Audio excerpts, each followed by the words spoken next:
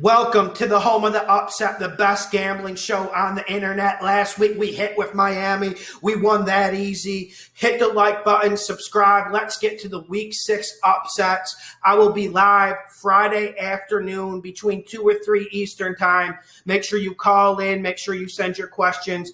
I'll be here for you. So the first upset of the week I want to start with is the Denver Broncos at the New England Patriots. And people are going to say, Lawson, you need to calm down. That you might be getting a rush to your head, but I think Denver can do this. And Drew Lock coming back should add a significant bounce, a significant amount of energy to this team, and they desperately need him back. I'm not the biggest Drew Lock fan. I've had arguments with you guys all offseason about his ability. I don't think he's a franchise quarterback, but I think he's better than the other options. And then when you look at Denver, one thing I've liked about them this year, pretty much the only thing I've been impressed with, is their ability to run the ball. It hasn't been dominant by any means, but I think they can get this rock moving a little bit. And I think Drew Lock helps this offense in terms of his mobility and throwing on the run. And he's got a big gun, and he's not afraid to push it down the field. Denver just simply needs big plays. And I think this New England defense, listen, I know what they did against Mahomes, and I know you guys are going to say, well, if Cam was there, they would have won. Hypotheticals are hypotheticals. It doesn't really matter. I think New England is vulnerable. I know the hoodie Bill Belichick is legit. We need to give him his praise, but I still feel like this New England team can be had. And I'll start with the offense. Outside of Cam Newton, what explosive player do they have? And if you say Edelman, I'm going to come strangle you. Like, let's be realistic. There's just nothing on this offense, and New England is running the ball a lot better this year, but I don't think they're a dominant run team by any means. So you look at New England, and then you look at this defense, and they've looked good, they've played good, but is this New England defense a top 5 defense? Because the way I hear you guys talking about this New England defense, you would think it was a top 5 defense and that they're capable of dominating games. Even last year when they had more of their good players, because they've had a lot of players sitting out with COVID, I didn't think I felt like the New England defense was overrated last year, and I feel like it's overrated this year. If Denver can get some plays down the field, I think they can actually win this game. This will be a game going to the fourth quarter. This -9 for Denver to cover is solid. Now let's remember, Locke is dealing with an injury. There is questions that Locke might not play, but I'm pretty sure Locke will suit up. He's had plenty of time to rest, but monitor that. If Locke plays, I like that. I like Denver to cover, and I would even throw a little bit at that money line for them to win. That's the first upset of the week. That's the one I'm most confident in. The next one, we have the Jets at Miami. Miami is -8.5, and no, I don't think the Jets are going to upset Miami, but some of you wanted me to talk about this game, so that's what I'm going to do. And we need to remember that the Jets are the worst team in this league. But we're not just only talking talent here. We're talking coaching. We're talking motivation. We're talking physicality. We're talking all those little components you need to win games. Carolina doesn't have a lot of talent either, but they're coming in playing hard, laying their blood on the line every week, and that's something this Jets team can't be accused of doing. And until Adam Gase leaves, this Jets team is going to be easy money for us to just take. You saw that last week with Arizona.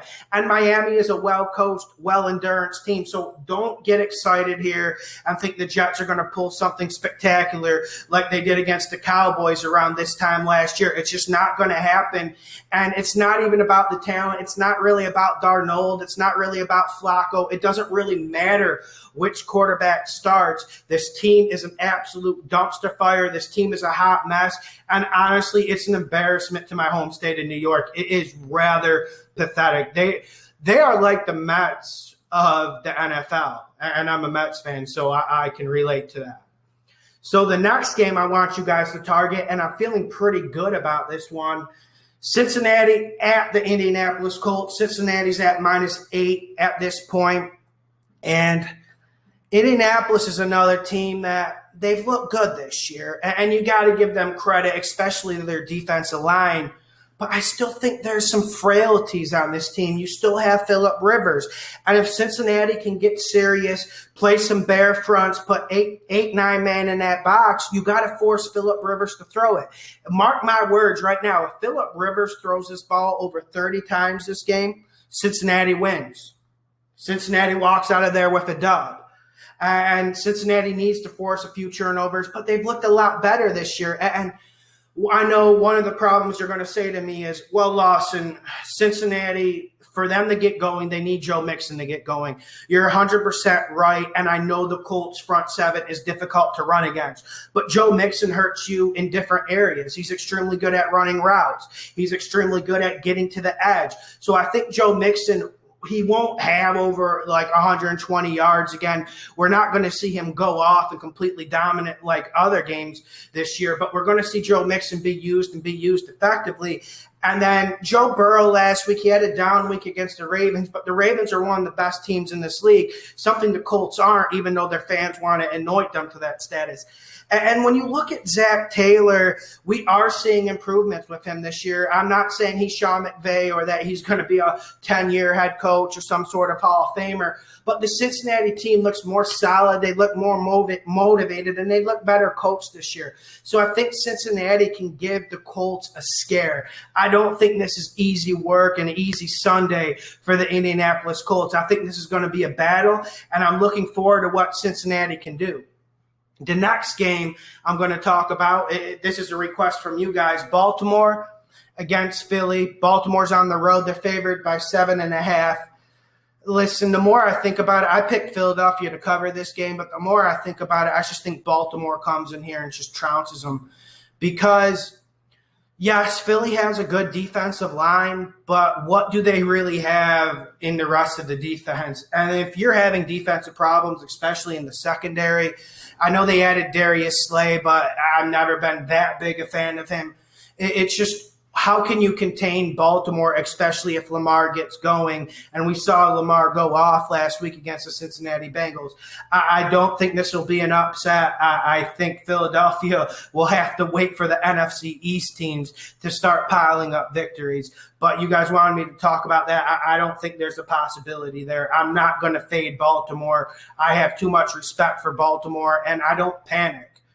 Some of you guys overanalyze one game. Like ever since that Baltimore Ravens game against the Chiefs, you guys just completely gone off the rails thinking it's the end of the Lamar Jackson era. It's the end of the Ravens as a Super Bowl contender. No, I don't think so. It will be interesting to see what Pederson has planned for this Baltimore defense, because this Baltimore defense looked really good against Burrow and company last week. Another upset, this is a little bit of a minor upset I wanted to talk about. The Washington football team at the New York Giants. There isn't a lot of science here. And if Alex Smith starts, you just wonder, well, how much mobility will he have? I saw him play last week. He looked aight, but we can't put too much into that. I think it comes down to which defense you think is better. I think Washington's defense is better, but like you guys tried to tell me before, they can't cover a lick. They cannot cover a lick. And I don't know what the fuck Jack Del Rio is doing. I'll give you guys an example of film. I was watching the Rams-Washington game last week, and, okay, McVay was using play action. McVay had Goff in rhythm. Kevin O'Connell's a pretty good offensive coordinator. But why on third down is Chase Young in coverage when he's your best pass rusher? Why are you doing things like that? And that's one reason why I'm just really, really frustrated with Washington right now. And they can't cover a lick. Luckily, they get Daniel Jones this week. I think Washington goes in on the road, and it's a minor upset. It's not anything special. And so let me see if I missed any other games. We got Denver, New England. Arizona, Dallas really isn't an upset because the spread's so small, but I don't want you guys to sleep on Andy Dalton.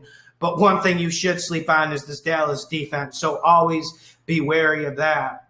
And some people are talking about Cleveland beating Pittsburgh. Don't go there. Do not go there. Look at this Cowboys defense and look at how many points the Giants put up last week. I think we need to take it in stride what the Browns did against Dallas.